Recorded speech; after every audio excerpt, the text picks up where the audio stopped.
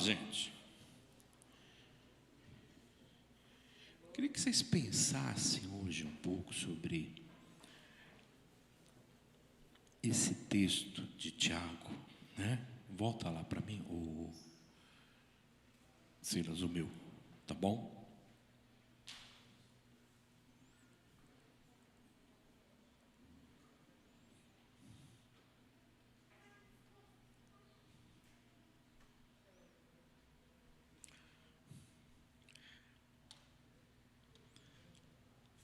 A oração do pastor tem mais poder do que a oração do membro da igreja?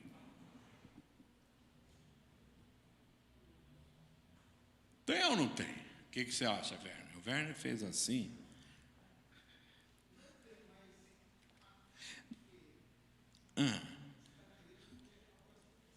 Então, mas tem ou não tem mais poder a minha oração? Não tem. Como não tem? Como é que você fala isso na frente de todo mundo? Você me queima assim na frente de todo mundo? Azul. Tem mais poder ou não tem? Não tem mais poder. Se todo mundo que tem livre acesso ao Pai pode falar com ele e lhe ouvir, só que as pessoas querem ouvir quem? Querem a oração de quem? E eu pergunto, por que Tiago fez esse questionamento, né?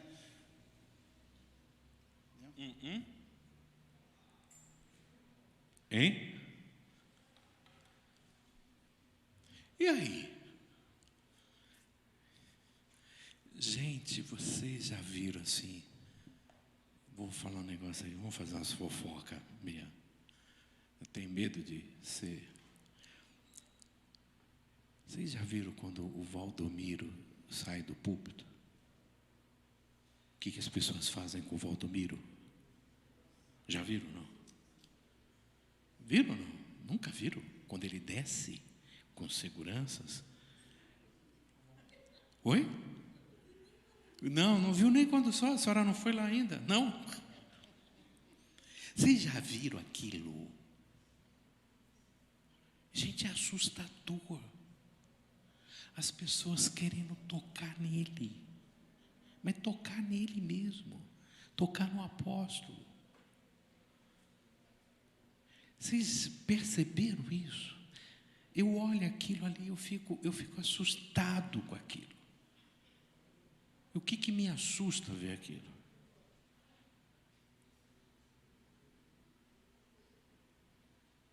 Dependência que as pessoas têm daquele homem. O nível de crença que eles têm daquela pessoa. Oi? Dá para ela o microfone. Por quê? Porque eles estão colocando ele no lugar que é de Deus. Agora, você acha que as pessoas fazem isso por falta de conhecimento? Eu acho que o conhecimento, ele está acessível, mas eu acho que falta entendimento desse. Falta, você acha que falta? Ou é conveniente aquilo? É bem conveniente. Eu acho que é por isso que também que não passa a se aprofundar no entendimento, né? Porque a Bíblia está acessível para todos nós entendermos, né? E aí, se falta entendimento, é porque você está acomodado, né, no que é mais confortável. Não é mais fácil pagar? Então vamos lá. Alguém já dizia o seguinte: hoje camelô, amanhã pastor. Entenderam o que eu falei, não? Hoje camelô, amanhã pastor. Você sabe uma coisa que a gente tem que tomar muito cuidado aqui? A gente que está aqui com esse microfone na mão.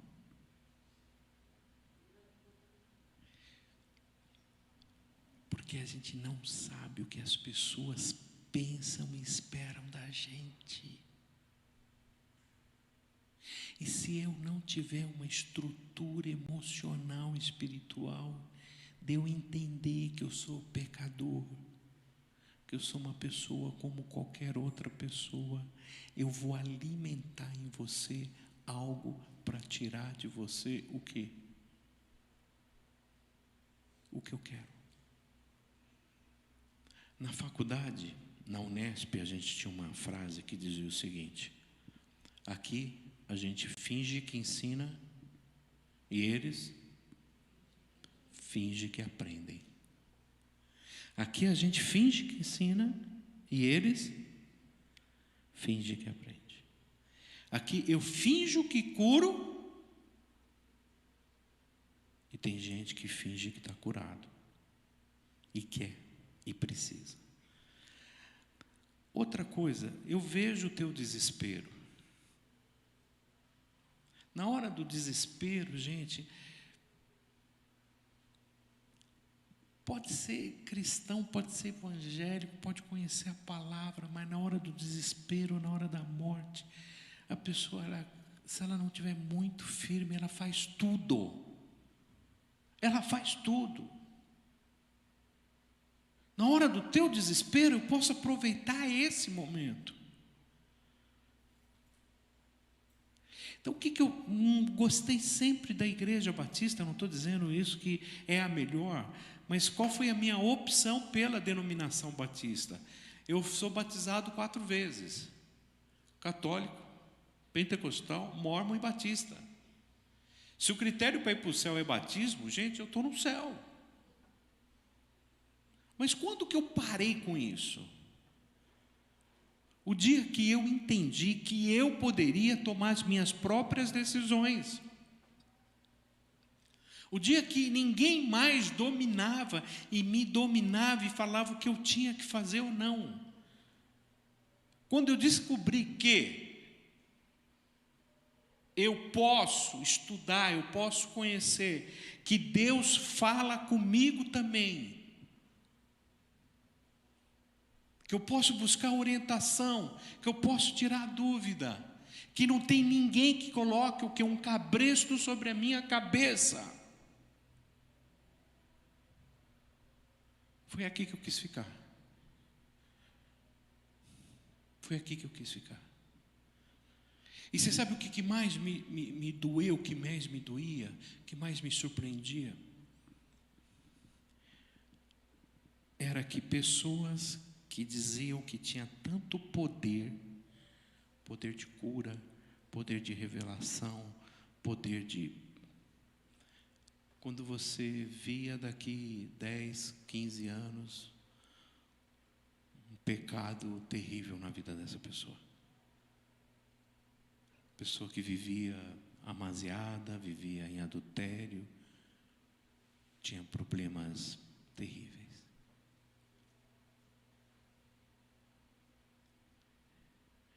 E aí Deus começou a me mostrar outra coisa.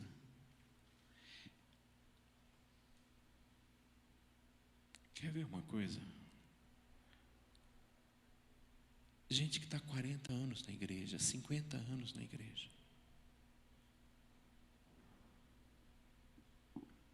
Será que essa pessoa tem alguma coisa para ensinar para a gente? Será que aquele irmão que está ali, 60 anos, 50 anos, ele tem alguma coisa para ensinar para a gente?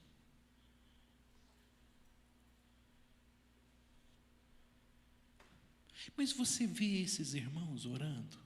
Você vê uma campanha de oração em que a gente pega aqueles irmãos que estão há mais tempo na igreja, os anciãos da igreja, para orar? A gente valoriza essas pessoas?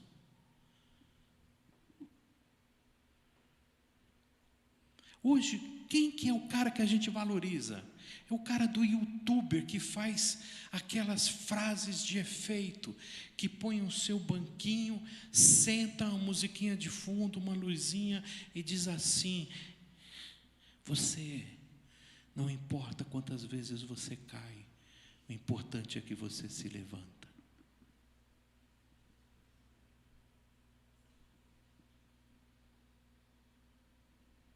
Não importa se a vida te bateu e se você sofreu muito. Importa tudo aquilo que você conquistou, que você ganhou. E aí vem aquela musiquinha de fundo.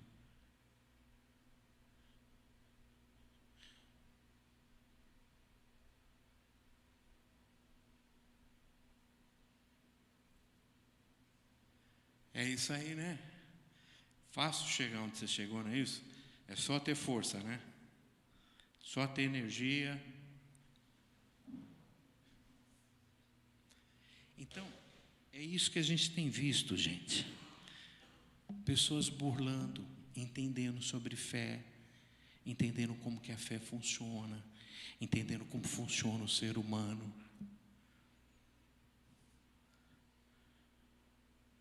E para acabar com isso, é só se a gente começar a orar. Quando a gente começa a orar e Deus começa a responder para a gente, eu preciso eu orar.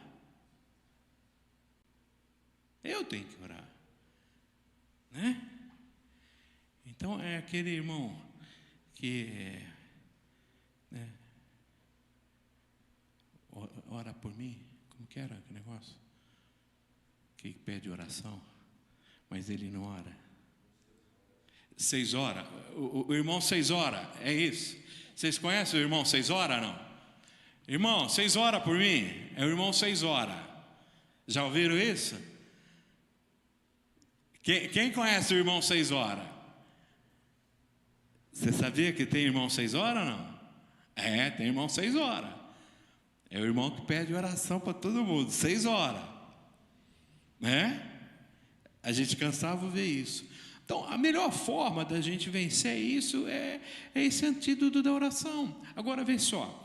Quanto mais a gente tem alguém que a gente crê que a oração daquele irmão é poderosa, que a gente procura aquele irmão para orar pela gente, que a gente vê que aquele irmão, ele é consagrado, isso me faz orar mais ou orar menos? Quando eu sei que tem alguém que ora mesmo. Quando eu sei que quando ele põe a mão a coisa resolve.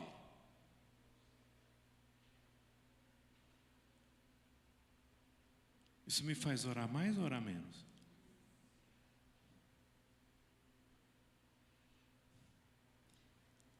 Então, quando aquela igreja está lotada no culto de oração, que vai ter as pessoas estão ali para orar ou para receber oração?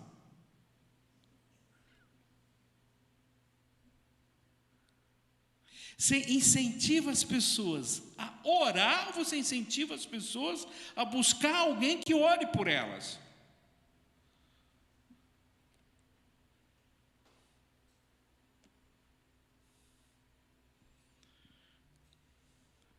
Meu cunhado tinha um mercado. E ele chegava uma meia hora antes. Ele entrava e não deixava ninguém entrar. Entrava, baixava a porta, a gente ficava do lado de fora. Aí depois ele saía. Aquele cheiro de defumador do cão. Né? O cheiro. Você já entrava nas 2 portas assim, tinha espada de São Jorge. Você entrava nos cantos, aquela fumacinha. Defumava aquilo tudo.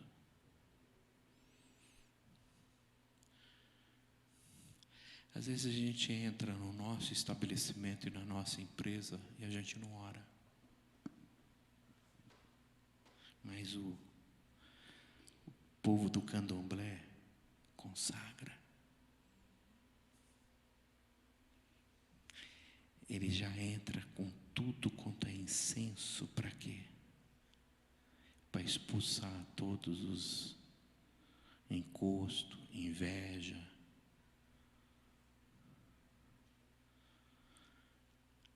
Eu acho gozado alguns irmãos, né? Isso não estou falando daqui, estou falando da minha história. Que quando eles compram alguma coisa, eles querem que eu vá lá. Para quê? O que eles fazem para eu ir? Aí você vai lá, ora, consagra, entrega para Deus. E aí ele fale.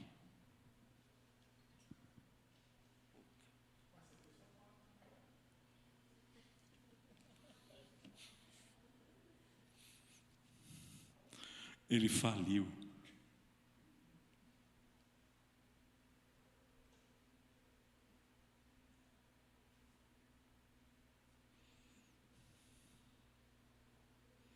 Foi Deus? Foi a minha oração?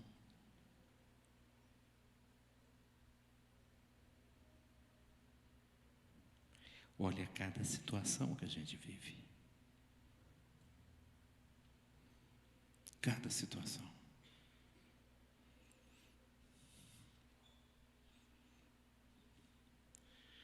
E eu vou dizer uma coisa para você. Essas pessoas que vivem em busca de profissionais da religião para resolver os seus problemas, se esse aqui não serve, o que ele faz? O que ele faz? Troca. Hoje você tem 5 opções muito boas. Você tem Valdomiro, se não der certo, você pode ir para o Edir Macedo, se não der certo, tem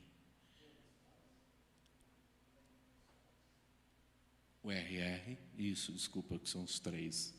Aí depois tem um segundo nível, aí vem o Silas Malafaia, vem o Agenor é da plenitude. Aí você tem esse outro nível, você tem um lá de Rodovalho, né? Robson Rodovalho, Estevão.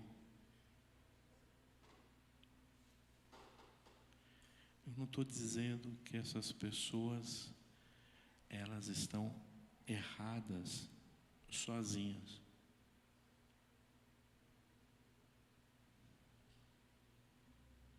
Se tem alguém que manipula, tem alguém que quer ser? Então, quando você olha o perfil dessas pessoas que gostam de ser manipuladas, elas estão, na maioria das vezes, em busca do quê? O que vocês acham? Prosperidade.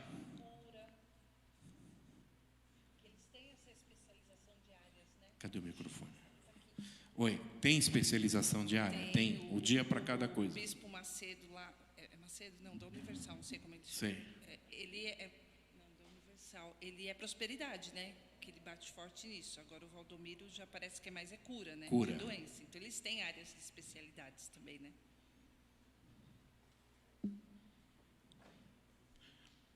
Então essas pessoas estão em busca exclusivamente do quê? Sucesso.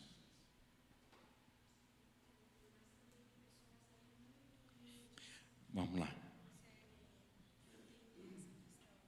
Oi? Como o Brasil é um país muito grande, cheio de divergências, de diferenças sociais, a educação não é o carro-chefe do país. Os adultos muitas vezes não estudaram até o ensino médio, até o colegial, no antigo colegial. Né? A universidade é uma coisa que é novidade para a maioria da população brasileira e para os jovens hoje em dia. Então, nós temos uma camada muito grande da sociedade que quer soluções e encontra nessas igrejas uma forma de solucionar os seus problemas, se é uma cura, se é um emprego. Então, elas vão onde elas encontram espaço e é onde elas veem os grandes lugares, as grandes propagandas. Então, ali também tem um grande número de pessoas humildes que esperam algo do Senhor em troca. E depois, quando percebem algumas situações, procuram outros lugares ou mesmo ficam nesses lugares. Aí o que acaba acontecendo? O grande discurso é: você vai conseguir, todo mundo aqui consegue. Todo mundo aqui consegue. A gente foi na maior aldeia, maior reserva indígena do Brasil, que é em Dourados, lá, Caiuás. E nós andamos ali, né, procurando uma oca, procurando uma aldeia, procurando. Aí os índios riam da gente, falando: cara, esquece, isso não existe mais. Todos são, a maioria tem carro, tem moto, tem TV, a maioria tem. Mas sabe uma coisa que me chamou muita atenção ali dentro? A cada mais ou menos 500 metros tinha uma igreja. Tinha igreja para tudo, com igreja pentecostal, igreja indígena, igreja não sei o que lá, igreja, tudo contém. Aí nós paramos em uma. Eles tinham terminado o culto, eu quis perguntar como que é aquilo e tal. E o pastor já falou, não, o poder de Deus liberta. Quando eu perguntei para ele se a FUNAI tinha algum... Não, o poder de Deus... Eu falei, não é isso que eu estou perguntando. Estou falando da questão da cultura. E a maior parte dos indígenas hoje lá, grande parte deles, não a maior parte, há um grupo que vai para a cidade pedir esmola. E grande parte deles são alcoólatras. E aí se descobriu que é uma predisposição deles para o alcoolismo. Eles já têm essa predisposição. E aí entra as igrejas com essa questão. Mas por quê? Porque nós somos um povo que por historicamente a gente é curandeiro. A gente sempre procurou curandeiro.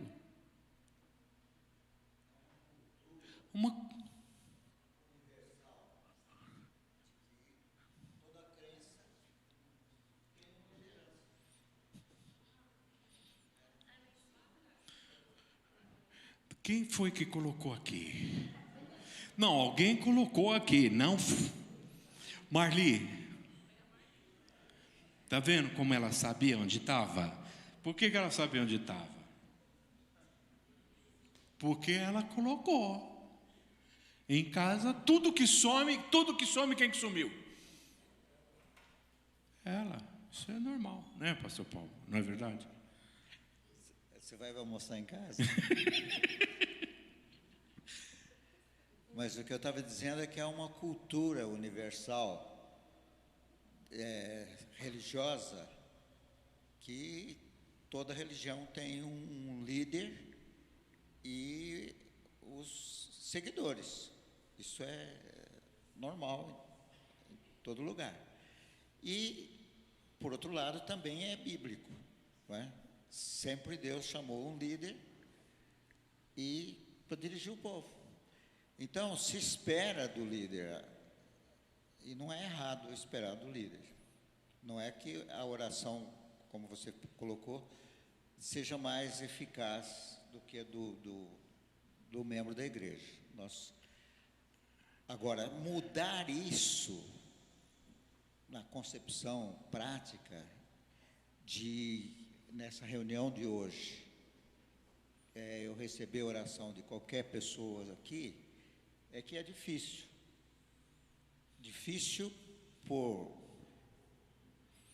talvez não de eu submeter e estar ao lado para receber a oração, mas da pessoa se sentir capaz de receber. Isso aqui entra, então, o que eu acho que a igreja tem, no geral, é a falta do discernimento da nossa posição, a posição do crente. Por exemplo, fala ali, Tiago cita, muito pode a oração do justo. Aí pergunta, quem é o justo? Aí vai achar, não tem justo nessa igreja. Quem é justo, levanta a mão. Tem um justo aqui? Justificado.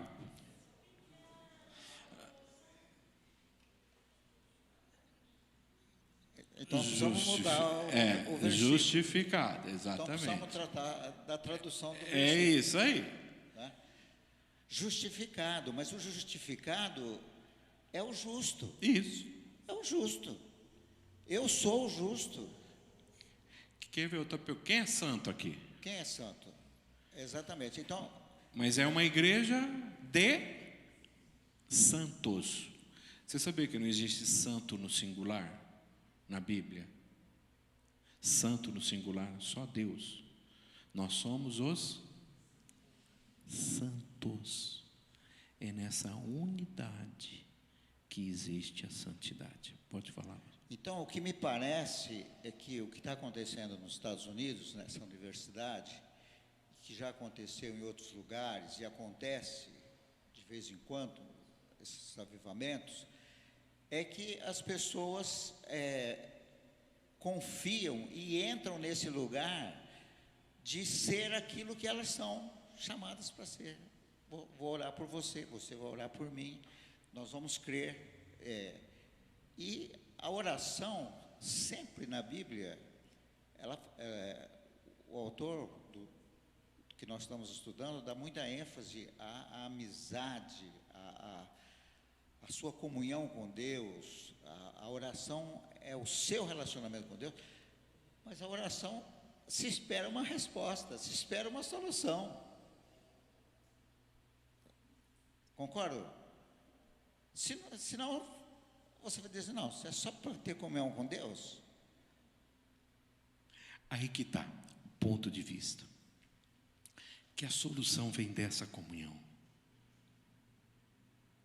O ponto de relevância está aí. Que as pessoas que obtiveram maiores resultados da oração, que tiveram todas as respostas de oração, são homens que tiveram comunhão. Exato. Homens que andavam com o Senhor. Se você vê todos os homens que têm resposta, são homens que andavam com Deus. Pode. Há muitos anos atrás, quando eu era jovem, eu tive uma enfermidade e eu não conhecia Jesus. Busquei alguns benzedeira, fui até em Candomblé. Me mandaram, onde eu me mandava, eu ia. E me indicaram ir procurar a igreja. Eu não conhecia nenhuma na época, eu era muito jovem. E fui numa igreja e eu fui curada, porque eu tive fé no meu Deus. E conheci Jesus através dessa cura. Depois desse tempo, nunca mais eu saí. Eu já desviei uma época, né? Mas eu voltei, retornei, porque eu sabia onde tinha o verdadeiro Deus. Mas aí que está. Na fé. Quando alguém te curou, em nenhum momento ele disse que foi ele que curou. Não, ele disse, Jesus está te curando aqui agora. Exatamente. Você quer ver uma experiência que a gente teve? As crianças orando. Quando todo mundo entrou aqui, e as crianças da nossa igreja começaram a orar por elas. Quem é que teve essa experiência aqui no dia das crianças aqui orando? Como é que foi a experiência de uma criança orando por você? Foi uma troca fantástica, né? Eu nunca tinha recebido uma oração do garotinho que orou por mim, e ele perguntou quais eram os meus pedidos, e ele fez exatamente a oração sobre os meus pedidos com uma tranquilidade, crendo, e foi maravilhoso. Foi na sala lá embaixo, foi muito bom. Eu tenho comunhão com as pessoas aqui dentro. Quando alguém pede um favor para mim e eu não posso fazer, eu ligo para essa pessoa: fulano, eu estou com alguém aqui, você pode me ajudar? E essa pessoa me ajuda na base do meu relacionamento com ela, porque eu a conheço. Eu não vou pedir para alguém que eu não conheço, jamais. E aí que está o grande erro nosso. Quando a gente ensina uma criança que ela pode orar e ela obter resposta, ela vai obter resposta. Quando a gente ensina um jovem que ele pode orar e ele vai obter resposta, ele vai orar. Agora, quando a gente ensina que, olha, somente, eu estou dizendo que somente o líder. E quando eu me aproprio disso, eu domino as pessoas e faço as pessoas o que eu quero delas. Porque eu tenho o poder, eu tenho a linha direta, eu sou consagrado, só eu posso. Então você acaba sendo o que? Dominado por mim.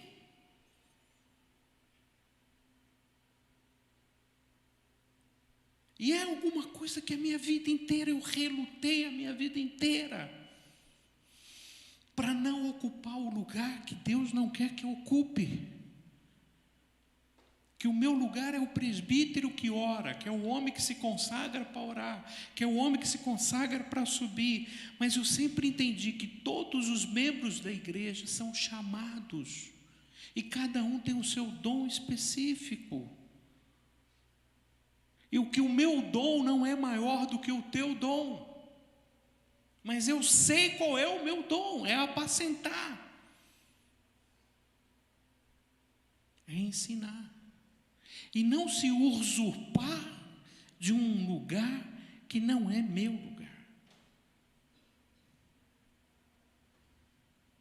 Então, as nossas orações, elas obtêm as respostas porque nós sabemos como fazer os pedidos. E eu só sei como fazer o pedido se eu tenho comunhão, se eu conheço aquilo que Tiago diz: pedis e não. E por que não recebe? Porque pedis mal.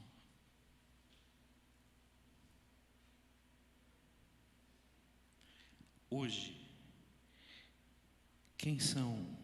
Nós temos aqui, eu gostei demais dessa expressão, nós temos pigmeus cristãos e gigantes tecnológicos. A gente não tem o mesmo empenho para ter uma vida espiritual do que ter uma carreira de sucesso. Eu tenho um gigante tecnológico aqui. Quer ver uma coisa? Qual é a sua função? Diretor de tecnologia, de arquitetura, de segurança. De arquitetura de segurança tecnológica, de qual empresa? IBM. Da IBM. Só isso. Ele participou de um congresso em Nova York, onde só são convidados os CEOs de tecnologia do mundo todo. Foi isso? Sim. Tem jeito, gente. Você olha isso aqui, você parece que é um mané. Desculpa falar.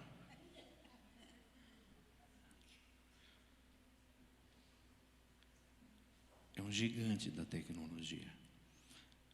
Eu vou fazer uma pergunta indiscreta. Você é tão gigante tecnologicamente quanto você é gigante espiritualmente? Difícil pergunta, hein, professor? Não. A minha sobrinha perguntou para mim: tio, o senhor tem 3 faculdades? Tem. E na vida espiritual? Eu falei: não, terminei a primeira.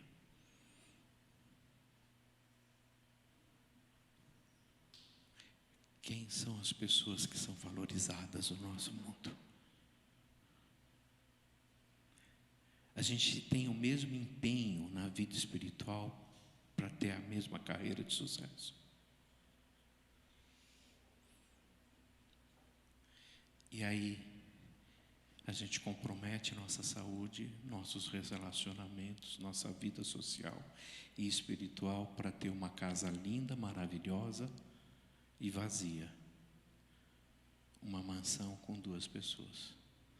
Essa semana a Neia falou para a gente que ela está evangelizando uma moça que vai na academia. E ela fez uma palestra lá e eu uso aquela frase que o problema não foi o que fizeram com você. O teu problema é o que você faz com aquilo que fizeram com você. Esse que é teu problema. O que fizeram com você está feito. O teu problema é o que você faz com aquilo que fizeram com você. E eu disse isso ali na palestra, e falei que ela podia se libertar. Era uma pessoa que reclamava profundamente. A Néia, quando ela entrou na casa dessa pessoa, ela viu uma casa maravilhosa, um aquário no centro da sala, e todos os espaços, você via aquela coisa linda. E a Néia falou: você tem tanto e não tem alegria.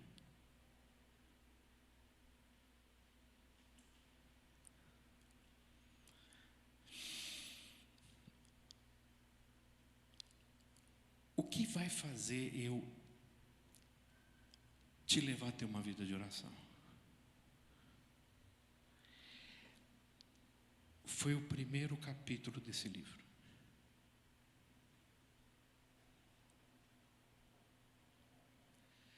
As respostas ou a comunhão? O resultado ou a comunhão?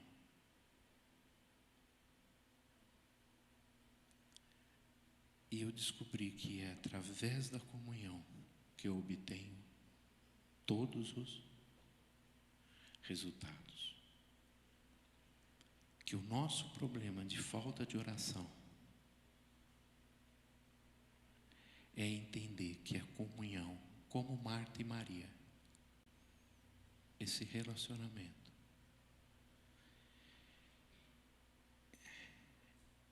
a gente estava com esse meu sobrinho, ele estava na piscina, a gente foi conhecer um clube,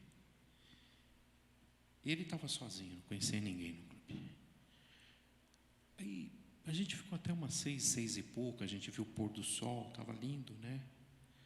Aí eu olhei para o Felipe e falei: Felipe, o Rafael ficou 4 horas na piscina sozinho.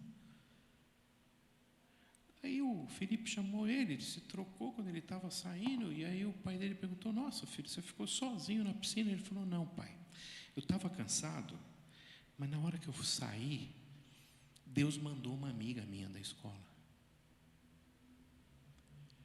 É a menina mais quietinha, e ela brincou comigo a tarde toda. Deus me respondeu.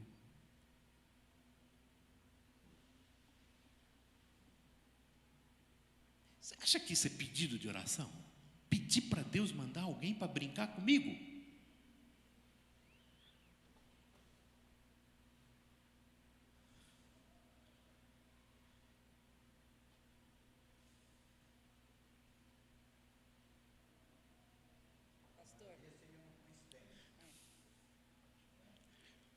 Mas para ele o que era? Fé. E tem coisa que a gente não ora, né? Porque a gente não tem esse nível de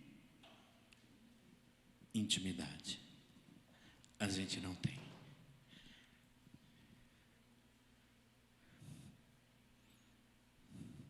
E por que a gente não tem esse nível de intimidade?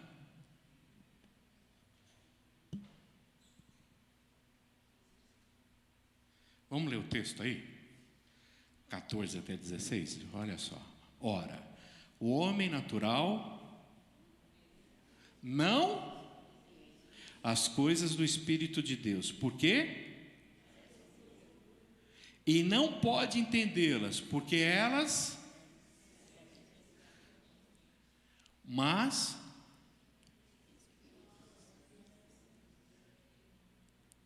E ele de ninguém é discernido. Por quê?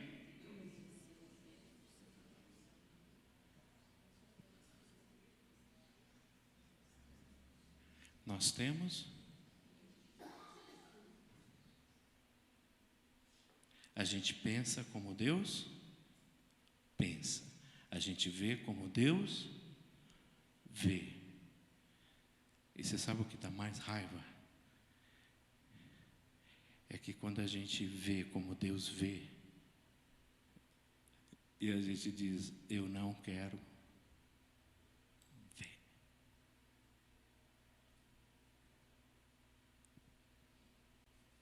Não quero. Pode? Eu percebi que o senhor explicando é a comunhão, né, que faz a gente entender como fazer oração. Eu passei 4 anos orando por uma questão e eu senti que eu fui atendida numa única oração, e foi no mesmo dia que eu fui atendida. Até hoje eu lembro a oração que eu fiz. Eu falei assim: Senhor, eu não sei pedir, mas o Senhor é o Deus que sabe atender. Ele me libertou no mesmo dia de uma questão que eu vinha orando há 4 anos.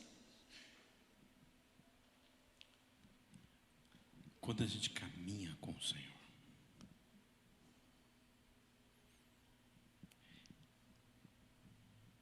a gente começa a ter uma percepção do descansar. Ou seja, Ele não respondeu Eu falo isso porque eu tenho um problema de saúde chamado ansiedade. Nasci com esse negócio. Às vezes eu tomo bronca tremenda. Às vezes minha esposa diz para mim: nossa, bem, mas você é tão ansioso. Aí eu falo para ela: nossa, como eu gosto de acordar com a minha ansiedade. Nossa, eu adoro ser ansioso. Se você soubesse como que acha que é legal ficar ansioso. É muito bacana ser ansioso. Nossa, ser ansioso é gostoso ser ansioso.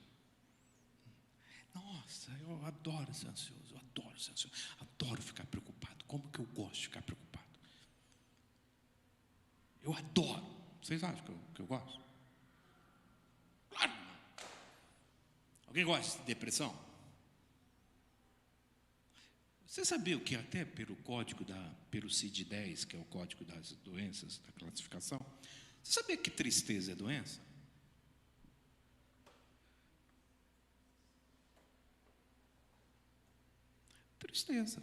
Tristeza é doença.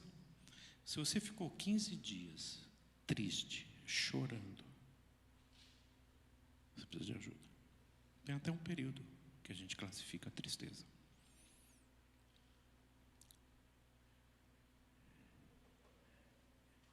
E Jesus Cristo fala: não andeis. Por que ele diz não andeis ansiosos? Não, porque ele sabe que tem ansiedade. Porque se não existisse ansiedade, o que ele ia falar? O que ele diz? Não vos preocupeis com... Por que ele fala para a gente não se preocupar com o dia de amanhã? Porque a gente se preocupa. Então, tudo que tem na Bíblia, tem porque tem, existe. Nossa, hoje, a profundidade aqui está um negócio tremendo, né? Assim, filosófica. Eu estou, assim, descobrindo coisas que vocês nunca descobriram na vida, não é isso? Você falou da ansiedade porque existe ansiedade. Não, ele não falaria de ansiedade. Mas ele ensina: não andeis ansiosos por coisa alguma, mas tornai todas as coisas conhecidas e em tudo. Oh, coisa linda, gente. Como eu controlo a minha ansiedade. Eu fui viajar. Eu tinha um problema muito grave para resolver aqui na igreja. Grave, muito grave. Quando eu cheguei lá, que a gente foi conhecer ali Ponta Porã, aquilo não saía do meu coração. Eu falei: 20 anos que eu estou aqui para conhecer esse menino. Eu vou estragar meus 5 dias com isso no meu coração.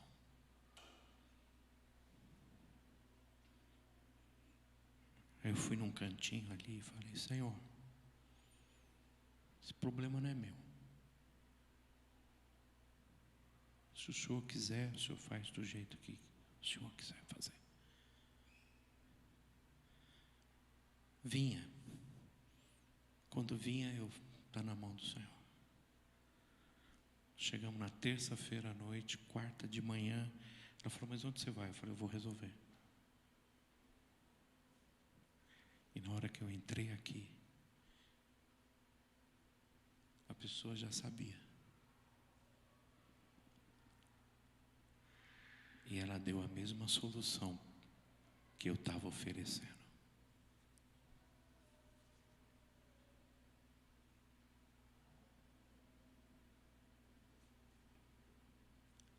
Aí eu voltei para casa com uma raiva. Com uma raiva. Qual a raiva que eu fui para casa? Porque eu sofri.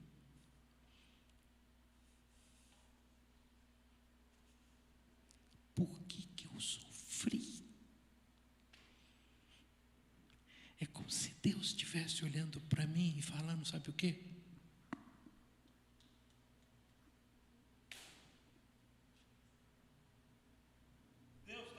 para mim fazendo assim, ó. Como eu faço às vezes aqui, ó. Quando eu faço isso aqui para alguém, o que a pessoa sabe? O que eu estou dizendo? Pensa, né? Ó. E às vezes é isso que Deus está dizendo para mim. Ó.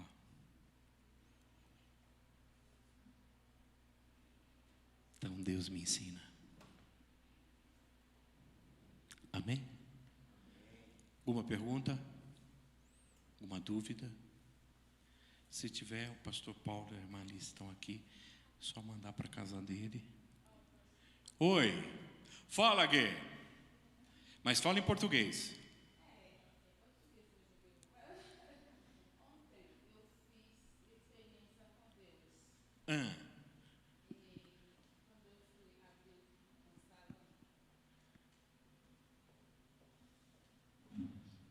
Ontem eu fiz experiência com Deus. Mas eu não marquei com ninguém, eu não marquei só uma cliente ontem. E aí abri o salão às 7 horas. E comecei para limpar o carrinho, para colocar as coisas dentro do carrinho. Aí o que aconteceu? Para esperar a cliente que vai vir às 8 horas. Eu falei, meu Deus, só uma cliente que eu marquei na minha agenda, não tenho ninguém. Aí o que aconteceu? Eu comecei para limpar o carrinho, eu deixei tudo. Tem uma voz que me falou isso, deixa esse carrinho. Aí eu tenho uma Bíblia no balcão, aí deixa o carrinho, vai ler o Salmo 91, nossa. Eu li. E falei, a voz me disse, você vai ver o que vai acontecer. Nossa, estou tremendo. Depois que eu acabei de fazer a cliente, não sei, ai, meu Deus do céu. Eu falei, Deus, que eu sou. Eu tenho 5 clientes que vêm, não vai acreditar. E eu tenho casa para pagar dia 20, segunda-feira. Deus faz milagre. Estou tremendo. Um domingo de manhã, eu estava ensinando sobre como ser salvo. Que você precisa se arrepender e abrir o seu coração e receber Jesus Cristo. Tem uns 6 anos atrás, ela levantou a mão e falou, como é que isso acontece? A vida inteira você era, não estou dizendo que é por ela ser católica, mas era católica, né, Gui? Católica mesmo. Você ensinava isso? Sim. Você era professora no Haiti? Professora. E naquele dia ela parou e falou, eu quero receber Jesus como Senhor da minha vida. Sim, eu falei.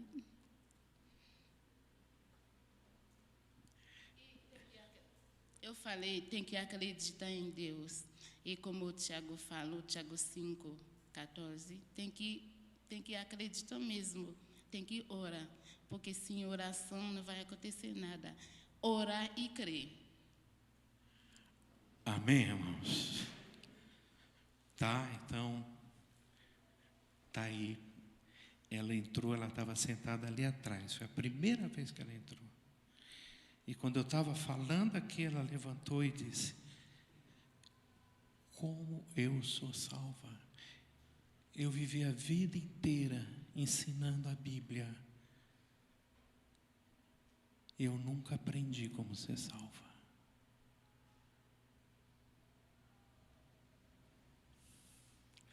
Vamos orar?